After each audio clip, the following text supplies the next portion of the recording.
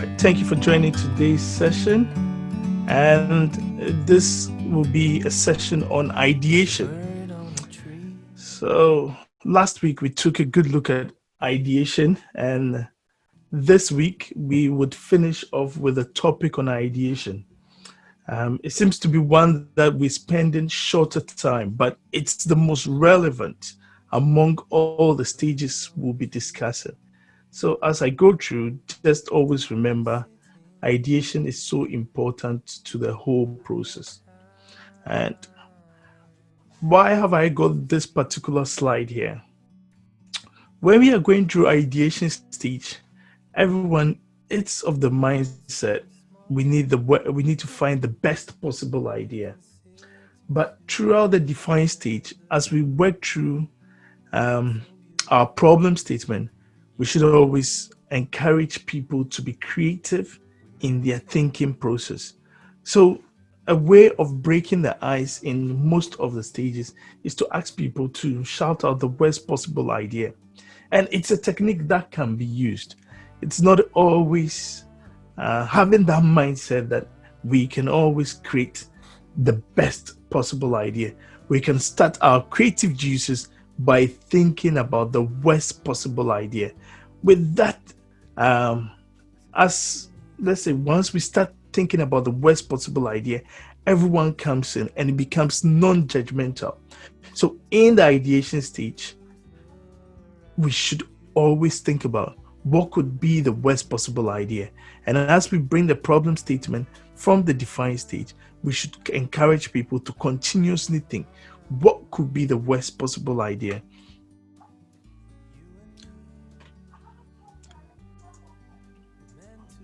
So the stages of design thinking we've been looking at, I know by this time most of you have been able to picture this particular slide and know it inside out. So I'll just touch on the high level what you should be thinking about when you are going through the stages of design thinking. The stages of design thinking are you need to first create a plan and understand the problem that or picture out the problem you want to solve. From there, you need to empathize with the customer or with the context that you want to seek more information from about the problem. Then the next stage is defining and understanding the core problem. If you can remove or if you can't find the problem out of the if you can find the problem out of the chaff, out of the many problems, it helps you focus on solving the right problems. And we summarize the define stage using the point of view statement. So in the define phase, we use the point of view statement to help us summarize the defined stage. In this particular session, our focus is all on the ideate stage, developing ideas, refining the ideas, and we're looking at techniques that we can use to develop those ideas. And if we use the worst possible ideas as well, we could also find alternate solutions. In today's session, will be reflecting on techniques that would help us ideate. Techniques that would help us ideate. So, Design Sprint 2.1. Usually on the market, you hear about Design Sprint 2.0. What I have done is just add a Design Sprint 2.1. And why have I added 2.1? I am looking at the plan and the implement as part of the design thinking process. These various stages are the core design thinking processes: empathize, define, ideate, prototype, and test. When you've gone through all these stages, it does not mean that the business will sign you up immediately to start looking at the new possible solutions you've developed. Unless it's something that we know we have to go ahead with, then there's no need for a review, sign off, and then implement in an agile environment in a sprint. So I take a second look at it from this particular slide calling it Design Sprint 2.1. The stages of design thinking are not step by step, or they are not meant to be followed as a single process. They are considered to be an iterative stage.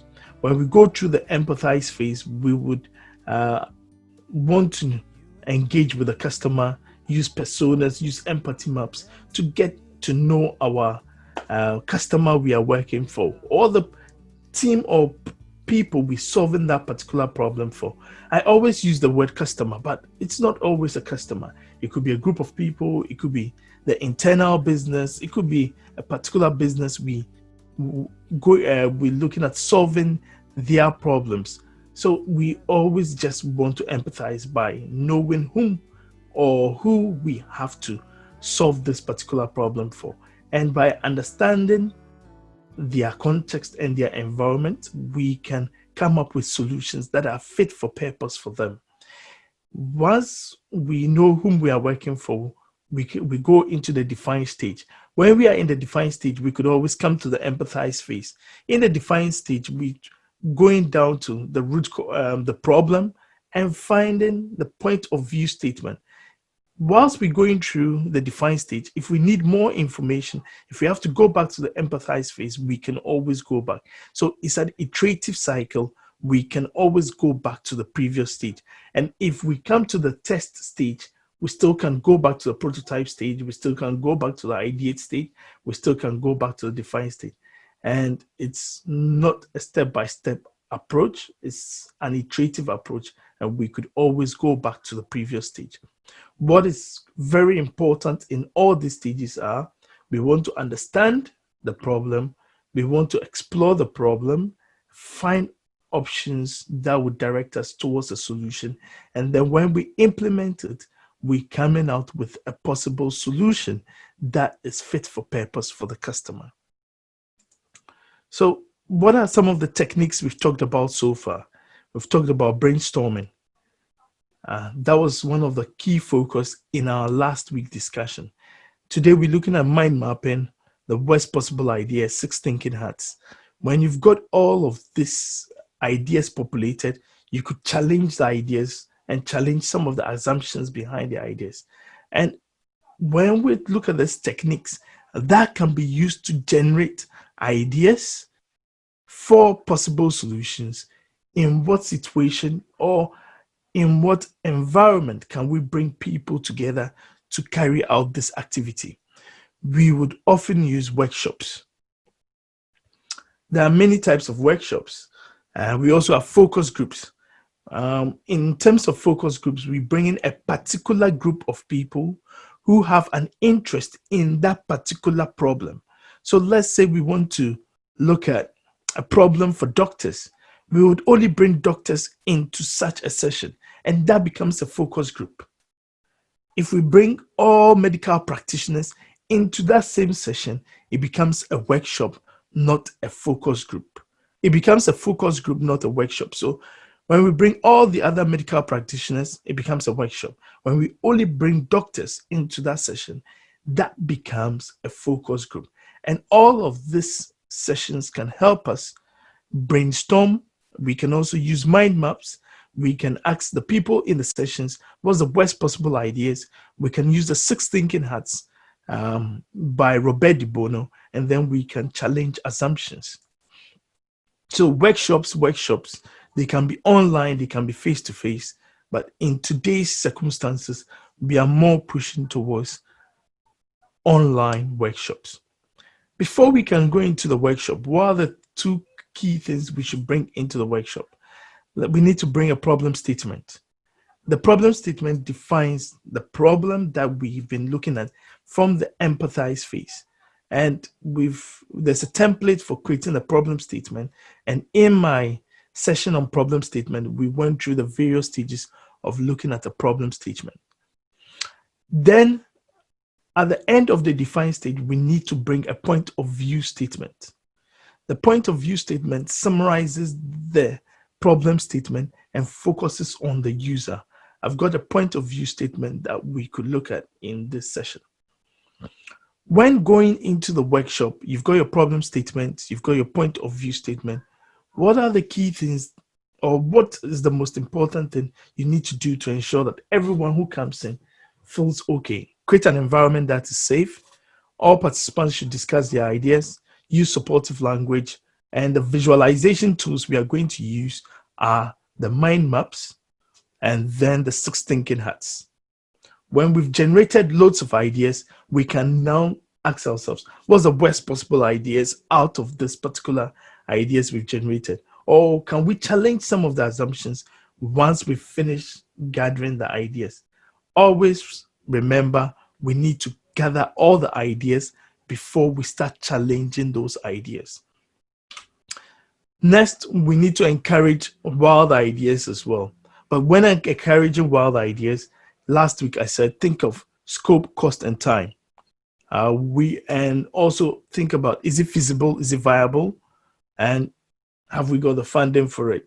If we don't have it, just then make sure that you think within the scope, and the scope will be defined as part of the boss card that you will find in your planning stage. Stay focused, build on the ideas of others, and it's always one conversation at a time. But a tool that can help us work together and not limit us as we go through the process is the mind map. The mind map comes in different forms. You could use PowerPoint to create mind maps, and you could use various tools to also create mind maps. The Google Jamboard is a tool for creating colorful visual mind maps. There's also Miro that can be used in creating mind maps. I'll share an overview of Miro in the latter part of the session. So here's a mind map generated out of Miro, and this is a typical mind map that you will find a group of people in a workshop or typing away or having posted notes, putting them on the various uh, arms of the problem. And as we go through the mind map, which was initially developed or popularized by Tony Buzan, and what Tony said is, for every extension of the mind map, use a single word.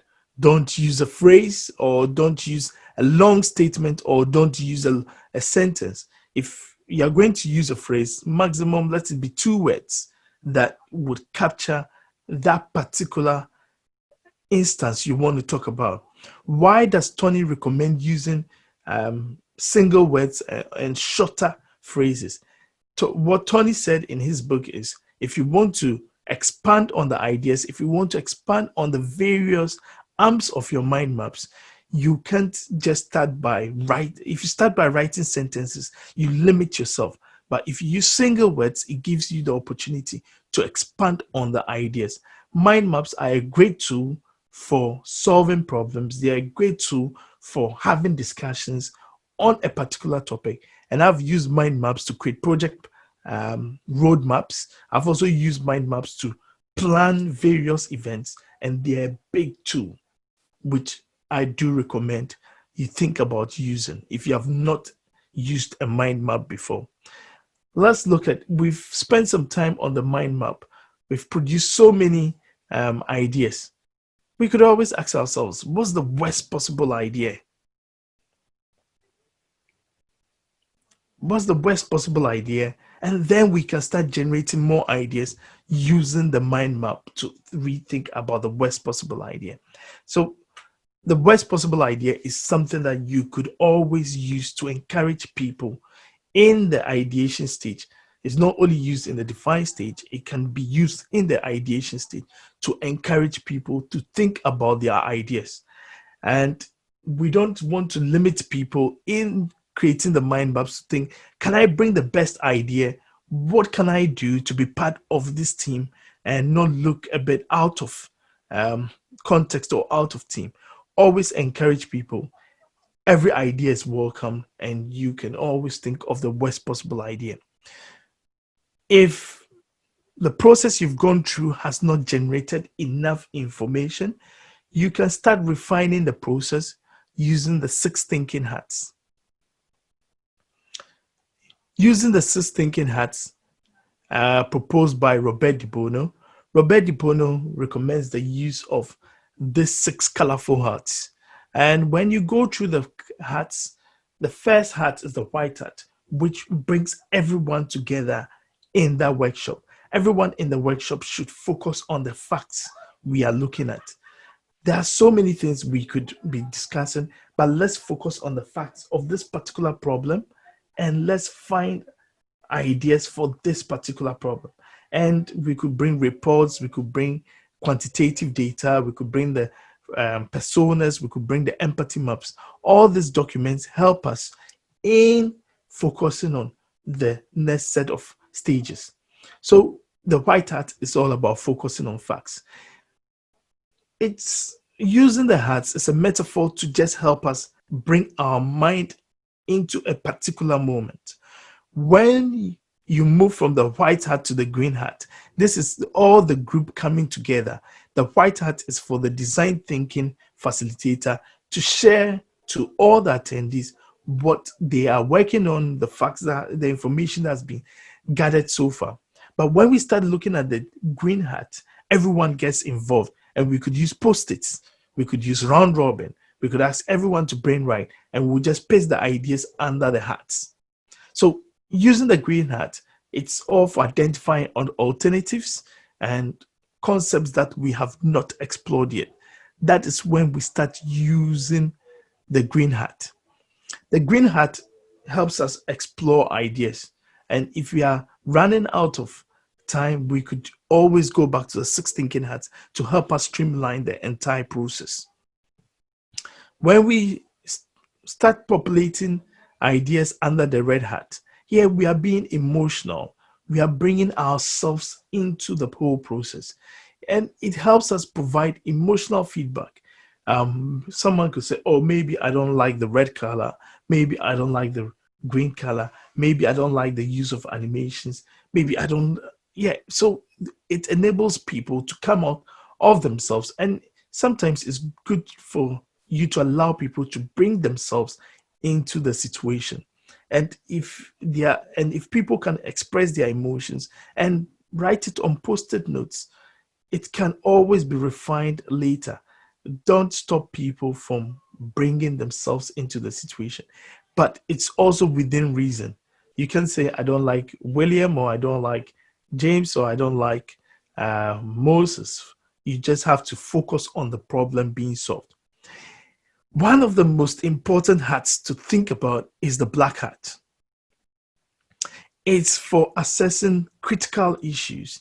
It's for deep diving into the problem and thinking about the tough things that we have missed.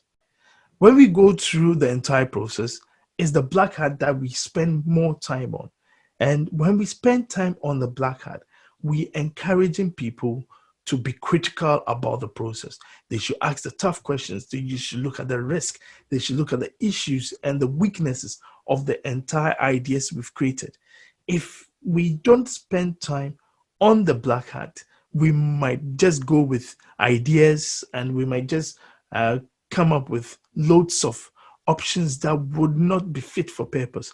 But we use the black hat to refine the process, to be critical, and to ensure that we can identify potential risk or weaknesses in the options we've identified.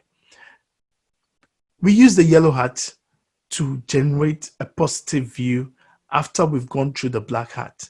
And the yellow hat is for us to have a bright approach to the whole process. What some of the ideas that we've not thought about that we can introduce was some of the out of the box, or just being very positive about the whole approach. We would use the yellow hat for that particular process. And we focus on the benefits. And this might not be easy to get people to start drawing their ideas or start populating their ideas. But when you've moved from the black hat, we need the yellow hat to help us bring back the positivity and get people to start thinking about the problem in a different light. But you can't miss the black hat. You need to bring the black hat in the whole process. After going through the four colors, the blue hat is used to summarize the entire event. We at the blue hat, we are summarizing all the information that has been gathered. We are looking at some of the worst possible ideas. We're looking at some of the strengths, the weaknesses, opportunities in the ideas, and we're drawing ourselves towards a set of ideas that we can take forward. So we spend time summarizing, gathering feedback, challenging assumptions, and bringing our ideas together. So we've taken a good look at the six thinking hats by Robert De Bono. The six thinking hats can be used in other situations, not just in design thinking. It can be used as part of retrospectives. It can be used in idea generation workshops. It can be used in problem solving workshops, and you can use it to help you generate ideas. I think it's a good tool to use when you've got a team of people who are struggling with a particular problem. You can always introduce the six thinking hats to bring them together. So for all the techniques we've looked at, how can we engage people in a facilitated workshop?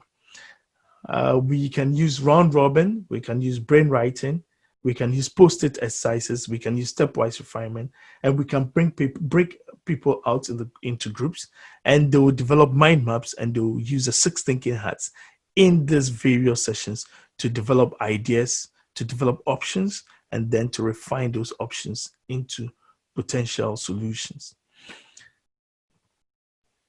We've looked at the techniques, but how do we know that we're working on the right problem? I talked earlier about the point of view statement, and the point of view statement helps us to always go back and focus on the problem being dealt with. The point of view statement will be discussed in the white hat stage. So here's the point of view statement. I would use it in the white hat stage to help bring people together to focus on the facts that have to be discussed. Yeah. So we could also ask potential questions. What is it that we are trying to look at? What if things were different? What wows the customer? What works for the customer? And these are questions that we could be using in our six thinking hats, in our mind mapping. In the brainstorming session, these are the key things for you to do, or these are the important things you have to do. Set a time limit, use an icebreaker. You could use the worst possible idea, start with a problem statement, stay on topic. You could use online tools, mirror, and always collate ideas. Use affinity diagrams to group the ideas as you go along, and always make sure that everyone who attends such a session feels comfortable and safe. We've just finished with the ideation stage, and the next stage is looking at prototyping. In the next session, I would like to more look at an example and take us through the various stages of the example, and I think that will be more beneficial to the next session. Have you got any questions? Yes, please. William, thank you very much for such a comprehensive session. Really, really love it. Please, you mentioned earlier on that I think you made mention of the stages of problem statement. Would you mind just giving us a quick recap of the stages and how do we obtain a template, please? Okay, so for the problem statement, we've got when you are putting together the problem statement, we've got various questions you could ask you could ask the attendees for you to go back and reflect on that particular problem. And the template I'll share the template again in the group page. So on that particular template, let me just pull out the template for the problem statement. So I talk about the 5 W's and the 2 H. And this is what you can use in deriving the problem statement. What is the problem that needs to be solved? Why is it a problem? Where is the problem observed? Who is impacted? When was the problem first observed? How is the problem observed? And how often is the problem observed? And this can be used as questions that would help you in getting to understand the problem. And once you've developed the problem, the next stage, once you've developed answers for all of this, the next stage is to generate a point of view statement. And the point of view statement helps you summarize this entire stage you've gone through. Thank And you. And now, what does the point of view statement look like, please? Sorry. here is a point of view statement. And the point of view statement looks at the user, the needs of the user, and the insights that we need to draw. So, who's the user? The general populace. What are their needs? We want to manage and improve their health. What's the insight that we've drawn from the problem statement we've gathered? Our users need improved health leads to longer lives. It reduces health problems. It manages depression. It increases family happiness. It reduces expenditure on binge foods. It leads to efficiency at work and increases the number of working populace. This is a point of view statement that a government can look at when encouraging healthy eating or healthy living in a particular country or economy. That's great. Thank you very much. Yeah. Very So much. Very I grateful. would share the slides on the point of the problem statement and the point of view statement in the Thank group you. page. Thank you. Any questions? Hello, William. Go ahead. Is it UM or Yeah, go yeah, it's ahead? the one, man. Yeah, man. Okay. Will, I was just thinking this problem statement thing. I'm thinking, what if I don't know what I've asked this question before, exploring an opportunity, Yes. which is not necessarily a problem, but to cash in on an opportunity. So if is that the question? If we want to cash in on an opportunity, Yeah, it's not like there's a problem, but there's a potential opportunity. We want to cash in on it. okay. Could it be an initial problem we've not been able to cash in on that opportunity, or it's an oversight?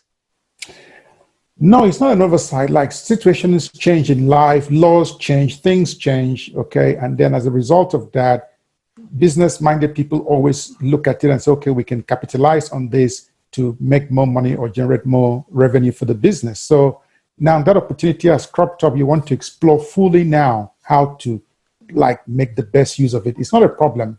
Yeah. So if we've got an opportunity, I think we still can use the design thinking. But when going through the design thinking stages, we would have a mindset. It's an opportunity. So when we are looking at it, we are developing ideas, options that would help us exploit that opportunity. Would I go through all the stages if it's an opportunity? If it's an opportunity, we need to know whom we are um, providing this service for, or who is going to benefit from this particular service. Is there a need for a persona?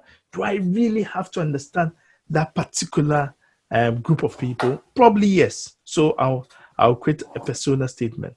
And is there a need for an empathy? Do I have to be in their shoes? Yes, it's a great opportunity. If I don't package it well, I would miss the boat. So I would like to understand the users and produce an empathy map to delve more into their world.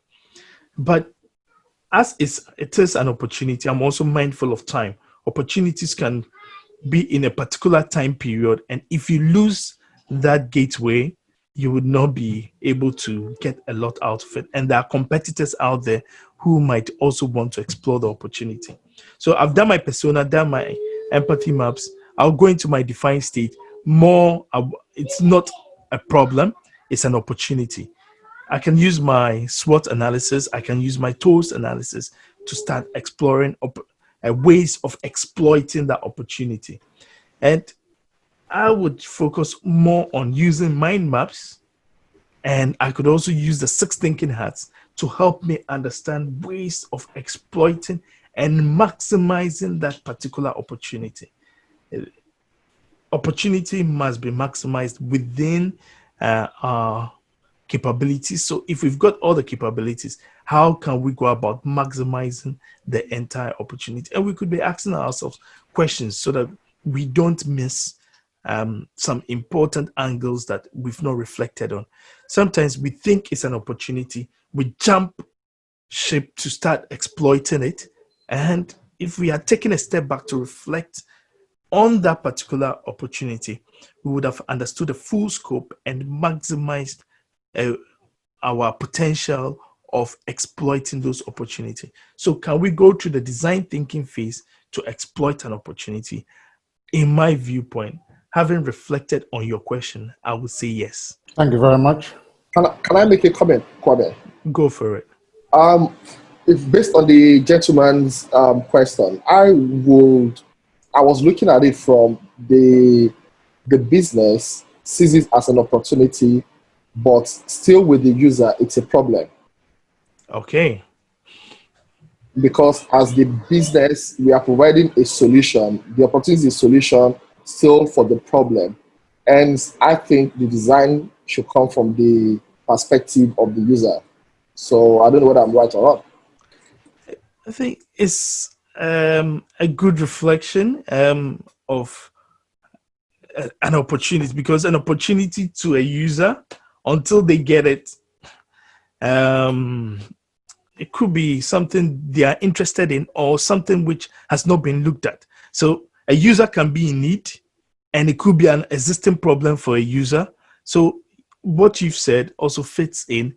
And I know the angle UM is coming from. It's also one that we could always look at an opportunity as. So an opportunity can be a problem, it can be a benefit to us, and all those angles help in reflecting on opportunities. Thank you. Any additional comments or questions? If you're new to this session, we've got an Agile transformation group where there's a lot of information going on there, and product owners, scrum masters, business analysts, and loads of professionals in there, and we share our thoughts. I think it's a more refined page where you would only find focused information. We don't share all the other information that you see on other pages, and we are more of a focus group. So if you want to join, please let us know, and you can join with the link that has now been shared in the group chat. I've got anyone who would like to join the Agile Transformation Group, use the link, and as Barbara has added. Thank you, Barbara. On Friday... You're welcome. Okay. On Friday, we have data modeling with SQL with Carlos. Potentially, we've got other sessions in the pipeline, and I'm still in discussion with the speakers. I know a speaker who wants to talk about agile coaching, and it will still be 30 minutes. And I know of a speaker who wants to talk about testing. If these opportunities and ideas materialize, I'll make it more formal and share it with everyone. At the moment, they are still potential opportunities that I am exploiting with the speakers. Yeah. Opportunities. Thank you, whoever. All right. Thank you all for joining. It's now 12:40, and let's have a wonderful day. See you next week, Tuesday, and have a wonderful afternoon. Thank you very much, William. Fantastic. Thanks, William. Thank you very much. Thank you. Cheers. Thank you, William. Thanks, everyone. Thank you, William. Thank you, William. Thank you. Thank you. I'm just sitting here. I got time.